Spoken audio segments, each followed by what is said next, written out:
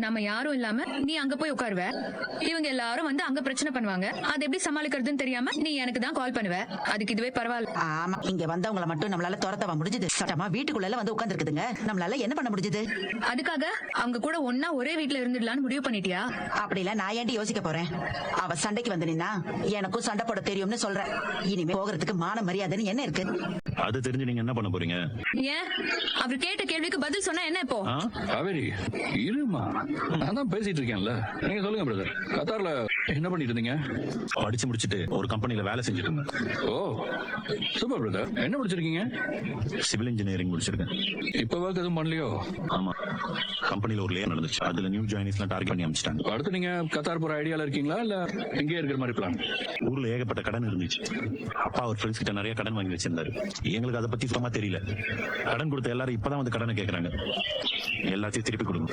அது அதான் நானும் உங்க மூடுக்கே வந்துட்டேன். வாழ்க்கையில நடக்கிறது நடக்கட்டும்.